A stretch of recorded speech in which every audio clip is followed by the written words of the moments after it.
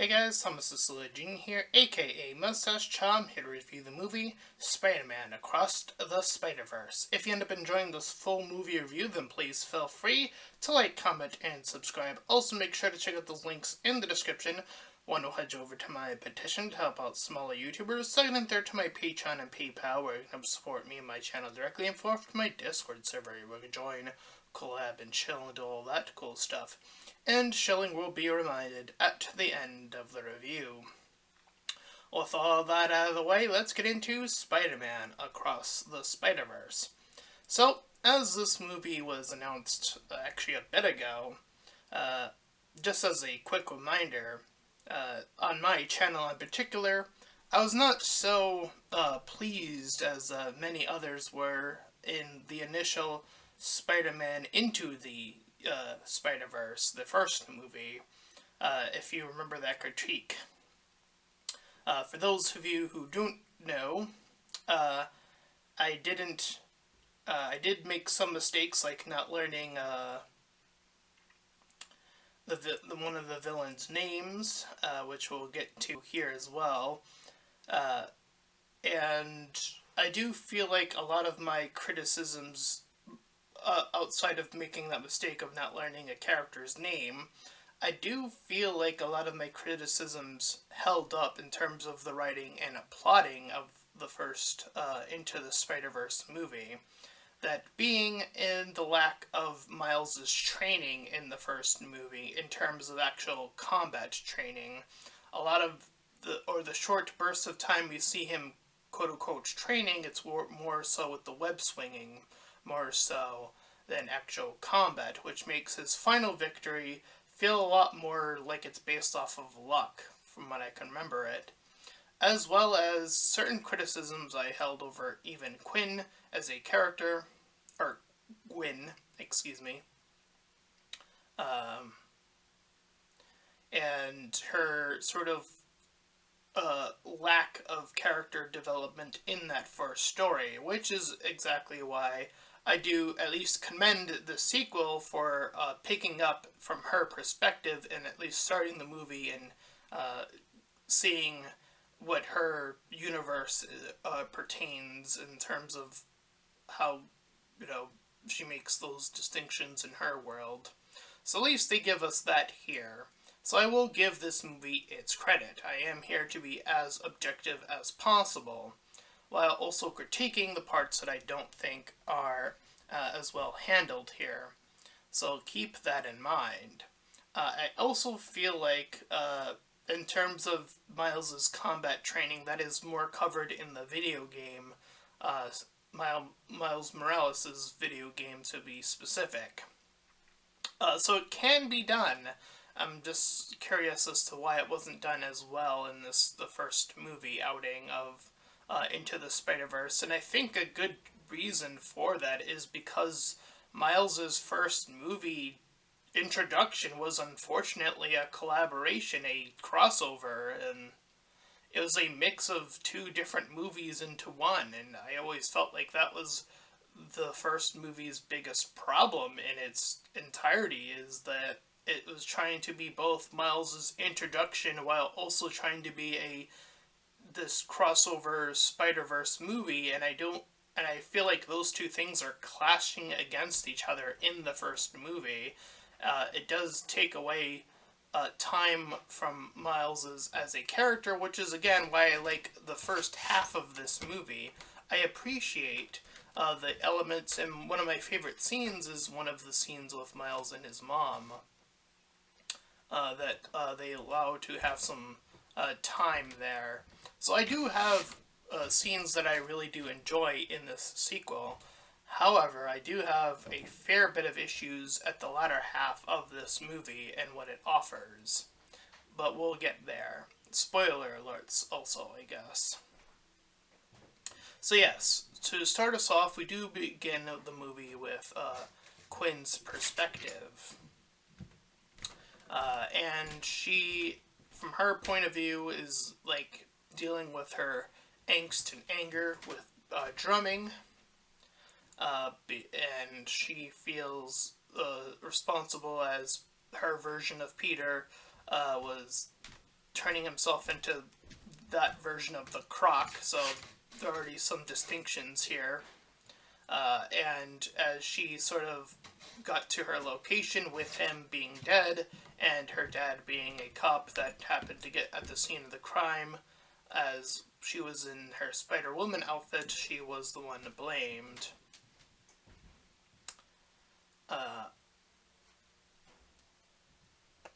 So after coming home after such a tough day's work, hearing some radio buzz about the next gig and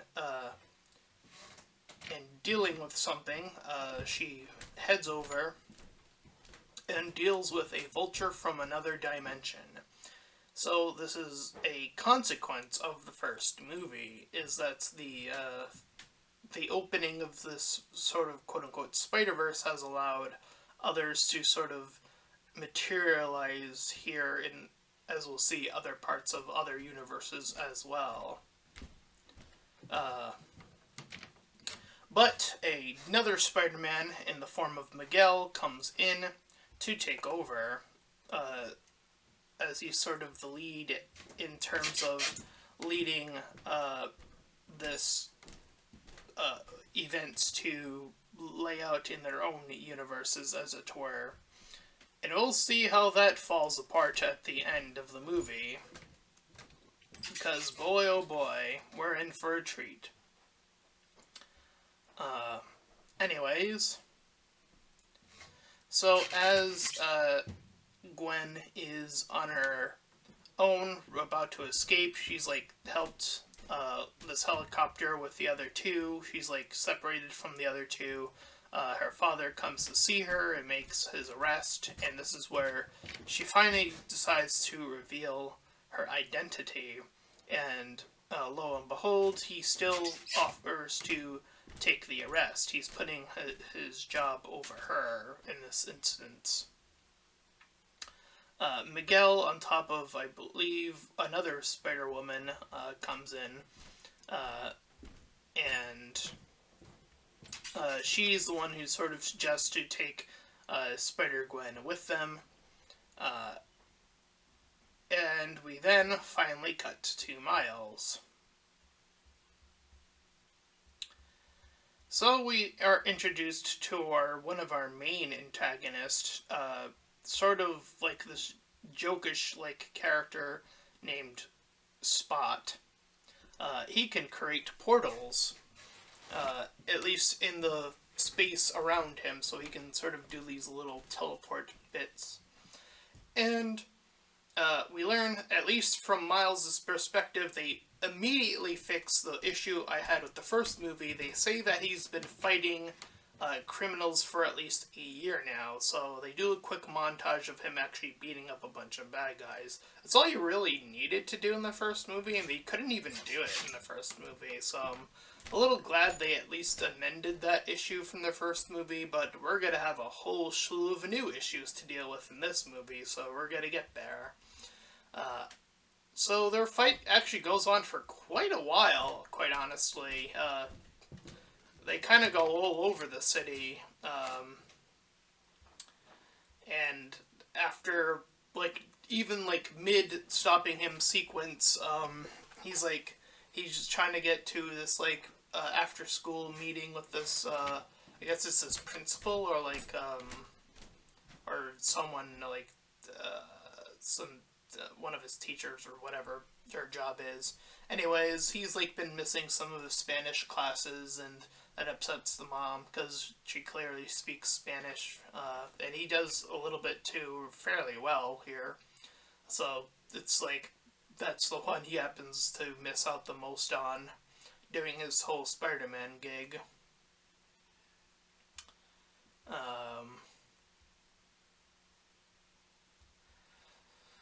So, he continues on his fight, and the dad gets involved as well. Once dear old Spot escapes from his confines. And after he seemingly vanishes, Miles has a little bit of a moment with his own dad here, with him as Spider-Man. So he's sort of trying to offload some of his bearings here. Uh, but we do see that Spot has gained a new power and is now able to open up portals into another world. This is where we get our first, I suppose, many of various cameos as he ends up in Lego version of Spider-Man. And we even see him briefly go to the real world and meet the woman that is, I believe, from the Venom movie. The store clerk from the Venom movie, if I remember this correctly. So Lego Spider-Man makes contact, and that's the end of his bit throughout the entire movie.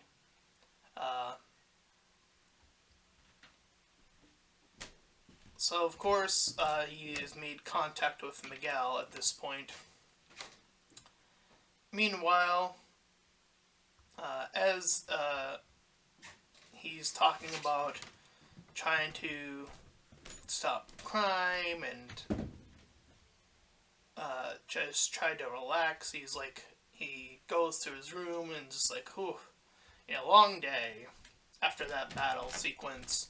So he's listening to some music, just chilling, as a portal opens and Quinn appears above him in this portal. And just as the parents were going to go check on him, so she updates him on how there are several different dimensions, and she seemingly wants to tag Spot's location without Miles' knowledge, even though he starts to go off on his own regardless. Quinn mentions that every other relationship between a Spider-Man and a Quinn has ended poorly. So she gets a call. So she goes, makes her way. All the while, he leaves and goes invisible to follow her. Meanwhile, Spider-Gwen's getting her chance to, another chance to deal with this situation, as the other one puts it.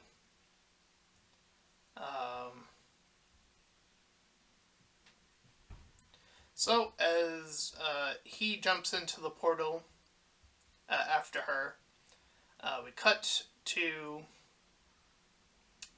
obviously, a different dimension. I wrote in my notes, I didn't write his full name. I cut his name to just Pa for some reason in my notes, and I do apologize. I forgot what his actual name was in the movie. So I'm going to apologize in advance that I called him Pa in my notes. So I'll just call him that for simplicity's sake. He's I don't even remember what the country is, but it's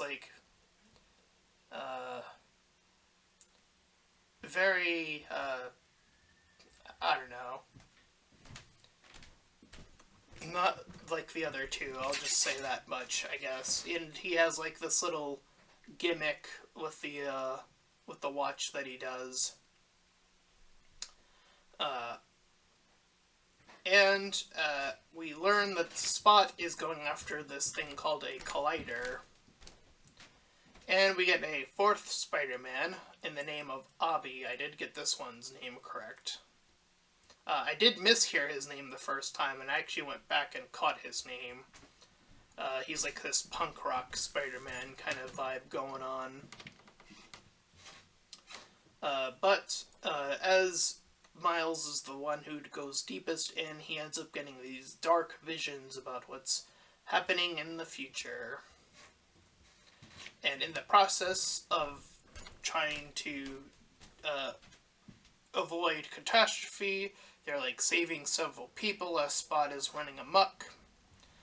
He gets in the process of saving this little girl, as well as saving, as we're going to get to one of the biggest issues in this movie, saving this version of quote-unquote, I'm going to put this in quotes, Uncle Ben. And we're going to talk about why this is such an issue in this entire movie. And they get cheers from the audience, and they're like, yeah, we did the good thing. But as we see more and more Spider-Men come through this portal and try to deal with this dark field that is certainly in this world. We see Miguel drug himself up with something or other, and then we see B. Parker from the first movie make a return here, and his daughter, whatever Parker, I don't know what her name is. I don't think they ever say it.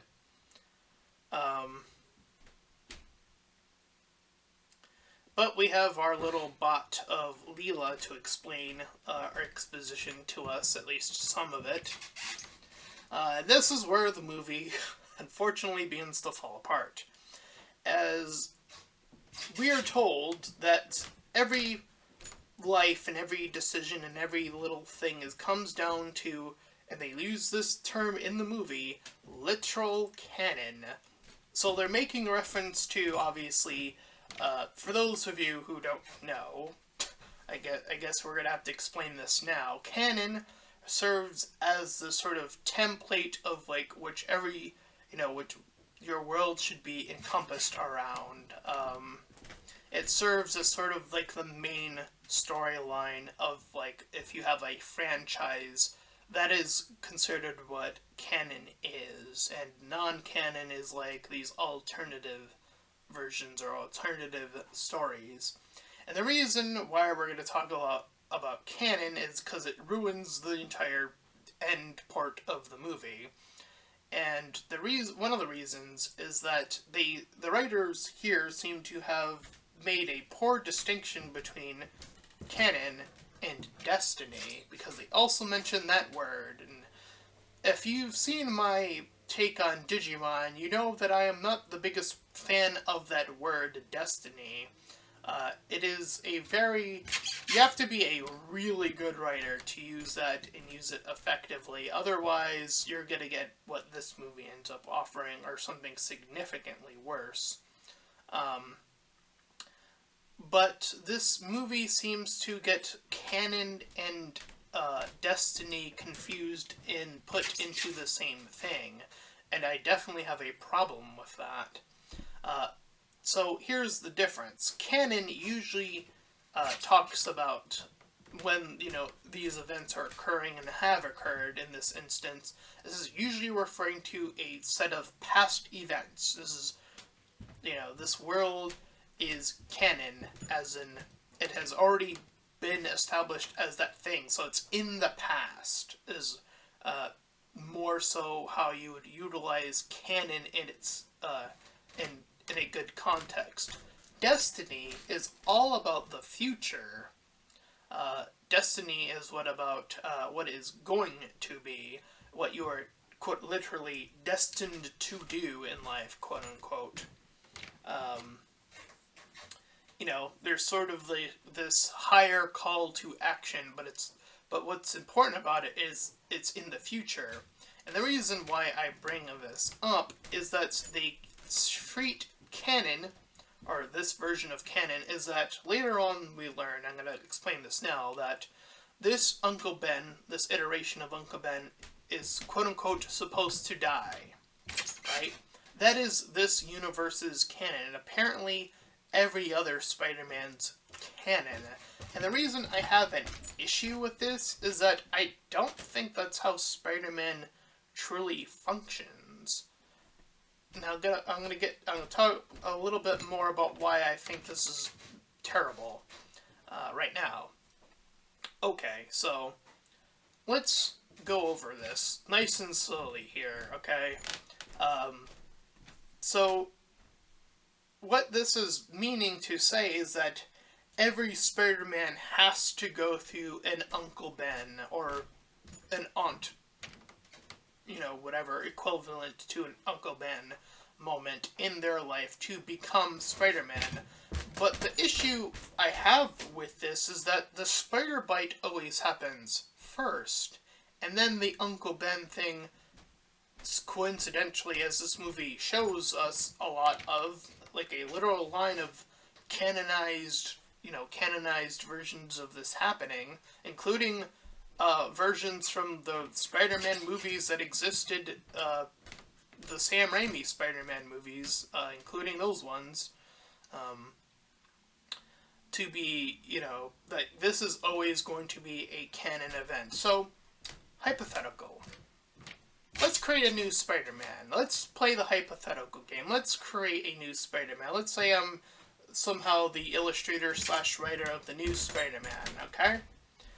Let's say, in this universe, or whatever, I decided to, for whatever reason, I wanted to challenge myself a little bit. I wanted to do something a little bit different. So, I'm actually going to make Spider-Man the human, when he's a human, I'm actually going to make him an orphan. I'm not going to make him have parents, and I'm not going to make him have an uncle or aunt. He's going to be a literal orphan, like as in no one is there to take care of him. And then somehow, through events, I'm just going to skim past these little bits, is that he does get bit by the spider, like as he's like growing up and almost out of the orphanage, like, so we get a little bit of a time skip or whatever.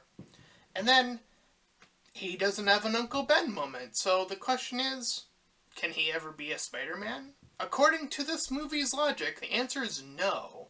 And I hate that. I hate that this actually literally limits what you can do. And it's like, why would you do that? Why would you have such a limiting scope of, like, exiting out this entire concept? And it's like, well, I guess that's one you can never ever do according to this movie's logic. It's like, well, fuck. I feel sorry for the person that I might have, inspired her to do that story someday when someone's writing that Spider-Man story. I guess they'll just never be allowed to, right? According to this movie's logic. And to make matters worse, because he destroyed one Spider-Man's quote-unquote canon, in that way it somehow destroys every other web and every other canon, aka destroying every universe. So the stakes are incomparably high here, which makes the moral of this story even worse. Because here's the thing, Miles is right to say what he is saying in this movie from his perspective. You see, he is, he was sort of tagging along incidentally, but, what's the line? What's the catchphrase from Spider-Man? Oh, right. With great power comes greater responsibility. So, he saw that someone needed help, so he did the responsible thing according to Spider-Man lore and logic. He did the Spider-Man thing, but now he's getting the ultimate punishment for it. It's like, okay. And this punishment is the end of the universe, potentially, if those Spider-Man fail to seal up that portal thing, which they never answer if they do or don't, by the way, in this entire movie, by the way. Just to spoil that right now. So, Miles is upset as this is being explained to him, and he's saying, like, this algorithm, he's saying, like, this is an algorithm, and you know what? It kind of is. And again, I kind of side with Miles here from his perspective. It's like, yeah, it's like, it doesn't have to be this way. It literally does not have to be this way. Miguel is so wrong, and yet he is, in the context of the movie, also simultaneously also always right, too. Because he explains in his backstory that he took over another version of himself, and that world fell apart. So we know that the world can fall apart. He's telling the truth in that way.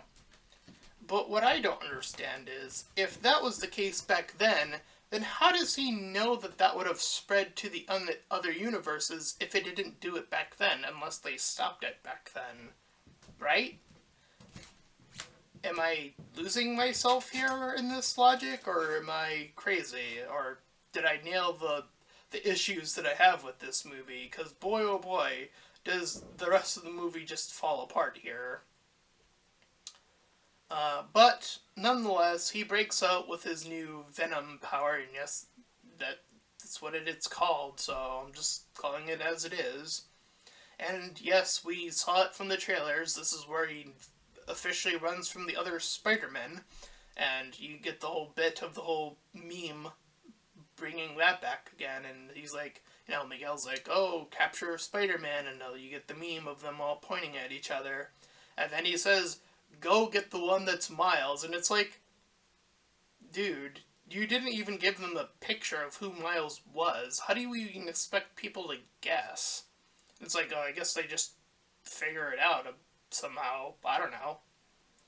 So yeah, lo and behold, the amount of Spider-Man crossover shenanigans here is far more than the previous movie. We even have Spider T-Rex, we have a cowboy Spider-Man, we have a whole slew of Spider-Men, Spider-Woman, and even Spider-Animals, including Spider-Cat and some others, as well as B. Parker and his son, or daughter, who is like trying to catch up as well. And then we learned that Miles was never supposed to be the one to get bit. The spider from his universe apparently was never from his universe. So this is getting even more convoluted, because now this is like sort of like but then that ruins the whole Destiny thing, cuz that here's how you would explain Destiny. No, it would actually be destiny that Miles would have been bitten by that spider, regardless of if it was even from a different universe. And that is now canon. You see how I did that? I used those two words very closely together, but I made sure to make the distinction, not mix them up together. It then becomes canon when it happens. Not, it hasn't happened yet, but it's still canon. That's not how that works.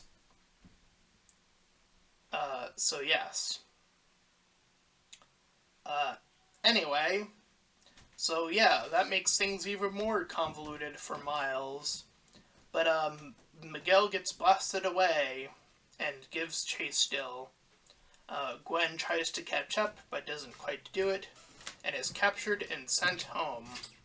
Miles, meanwhile, moves in and sneaks in, and Gwen has to deal with her father, and he talks about how he quit. So she apparently is already getting a distinction in her universe from any other, because it's when they become a captain, according to this movie's logic anyways, and he just quit before becoming a captain, so But it shows as if, like, the world is, like, falling apart. I don't know if this is, like, some sort of, I don't know what the visuals are telling me in this scene of, like, but it's not, like, vanishing completely, it's, like, saturated white. It's, like, that's how it alters. So I'm not sure what the movie's trying to tell me at this point in terms of its visual storytelling either at all. Anyway,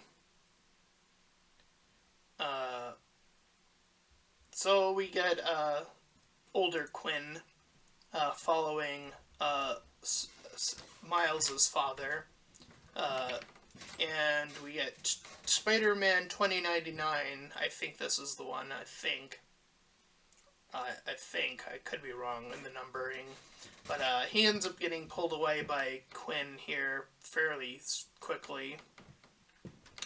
And Miles took, like, this portal, so now he's, like, back home, quote unquote, and he begins to talk to his mom, and this is where he finally admits that he is Spider-Man. However, she explains in a way that's kind of off-puts him, is that she doesn't even know who Spider-Man is.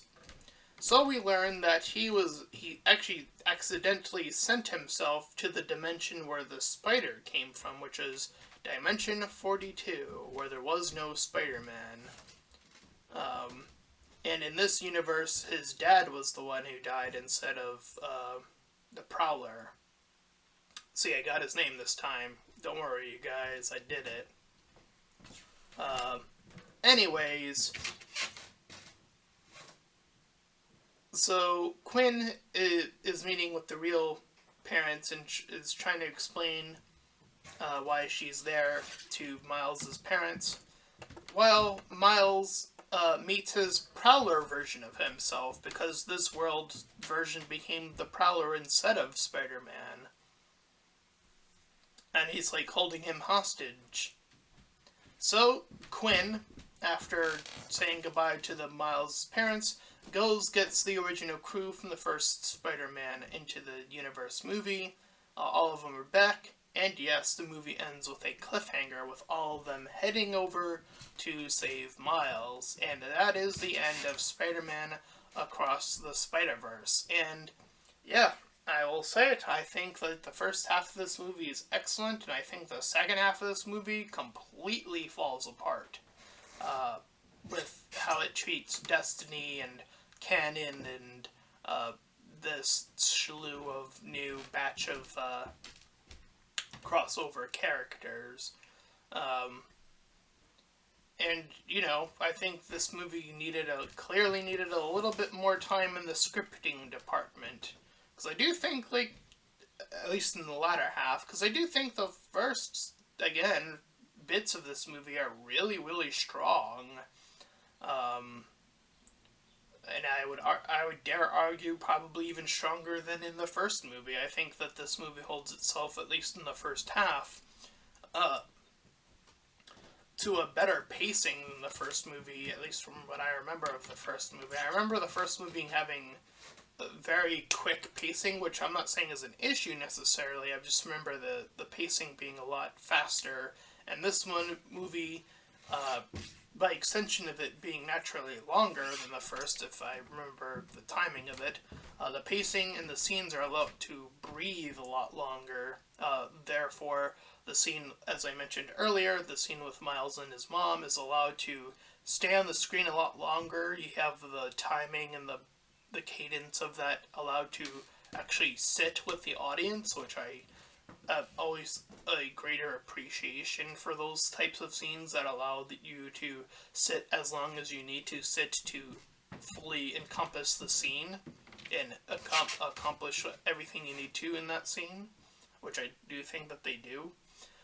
But everything from the whole universe section, which is literally at the halfway mark of this movie, is where everything falls apart. And that is dealing with, again, how they deal with their wording of canon and Destiny, how they deal with,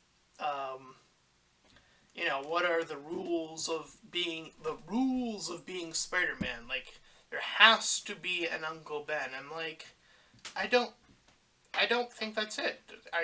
Wait, so I also suggesting, by the way, is that the T-Rex and the cat and Spider-Pig, the animals, also have an Uncle Ben equivalent too, then, right?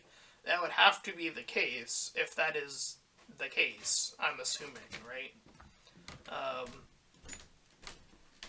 I don't know. I'm gonna have to assume that the answer is yes, because apparently every other version had to go through it. And I'm like, well, wait. Again, couldn't there be a version where that's, again, not the case? Again, does my story not count the one I just told? Am I not allowed to make that version of Spider-Man an orphan off the bat? Is that not allowed? He gets no Uncle Ben, no aunt equivalent, so he doesn't get to be Spider-Man? Is that how the rules work? I don't know. It seems to be what this movie seems to be implying to me. And I think that's a little bit discouraging, considering that I thought the whole point was that, at some point, the whole, rest in peace and all that, Stan Lee was all about, for at least in case of Spider-Man, is anybody could live up to the mask. Anybody could be that person. And, once they gain those quote-unquote powers, they would just have to wield it responsibly. But they wouldn't have to have been told that necessarily. Maybe they would have gained that knowledge elsewhere. I don't know. who's to say that, again, that you necessarily need an uncle or an aunt to tell you that thing, or even parents to tell you that thing? What if you just, I don't know, came across it some other way? Is that story not possible? Again, according to this movie's logic, the answer is no. And I'm like, why? Why? And it's like, I don't know who's right in this movie. Is it Miles from his perspective? I guess technically, yes, again. And I wish they, oh man, if ever there was a time for Miles to do the whole with great power comes greater responsibility line, if there was ever a moment to have a Spider-Man say that line, has he ever done it? I'm trying to think, because don't they do that in the other Spider-Man movie with the three Spider-Men about great power and great responsibility? They teach that to the new one. Isn't that scene? Is that where they have the great power comes great responsibility coming from those two, but they're exchanging it from their past, but like reevaluating that to him? Isn't that whole bit? Like, can't that just be the case? I don't know. Of like, Miles is the one who brings it up. It's like, well, I was there, so I felt responsible, right? And then Miguel can fire back, and we can actually have an interesting exchange of what responsibility actually means in this case. Because from his perspective, Miguel's perspective, is the responsibility, again, according to what he's experienced the rest of the world, according to what he assumes is going to happen, I think. Again, I don't know where he gets this logic from necessarily, but it could still be his drive, but that's not the scene that's in the movie. It's missing. It's not there. You missed a great opportunity, as far as I'm concerned. Like, why? It's animated nice, just as nice as the first movie. But the writing, the second half of the movie's writing, whew, I don't know what they were doing. They had such a great running start, and then they tripped and fumbled. And in that regard, in terms of a score, I'm gonna have to give this movie a 5 out of 10. I'm sort of like in the middle. I'm like, well, again, the first half of the movie is fantastic. It's really, really well done. And then the second half completely falls apart. And I don't know how many minor adjustments you would have to make, but boy oh boy. Does this movie just end with like but there's a third movie, so I really hope that, and quite frankly, I don't even know how the end resolve this with like adequate ending at this point. Like, who wins in this debate between these two characters, right? I'm assuming Miles has to lose, if anything, right? Because at the end of the universe, it seems like the end-all be-all of things, so Miles has to be wrong.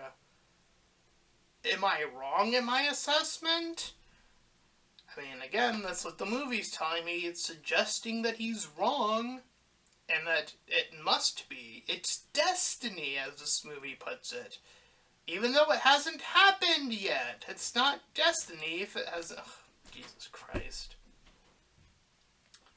It's very infuriating, is all I will say. But anyways, that's my review of Spider-Man Across the Spider-Verse. I'm sure people will eat this one up as much as the first one, to be quite frankly.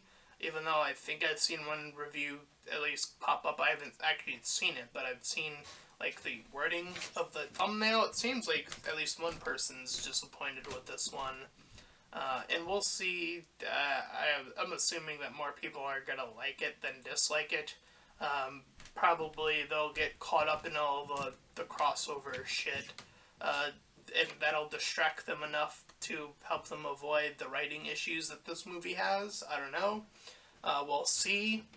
Hopefully the third movie will find a way out of this that's content. and not shit. I don't know. I don't know what to say other than, well, I guess we're here again, and I hope that the people that were commenting in the first video at least appreciate that I did apologize. Uh, and yeah, we're here now, so we'll see what the third movie has in store, I guess, but so far, so not great. The first movie has issues, the second movie has this half of, of its movies filled with issues, so I don't know how the third escapes without being unscathed by the issues from the first two movies. I'm not sure how it accomplishes that in the writing department anyways. But anyways, that is my full review of Spider-Man Across the Spider-Verse. If you ended up enjoying this full movie review, then please feel free to like, comment, and subscribe. Also make sure to check out those links in the description. One will head you over to my petition to help out smaller YouTubers, so I got a third to my Patreon and PayPal, or to support me on my channel directly, and fourth to my Discord server. Any and all donations are greatly appreciated, and until next time everyone, bye bye!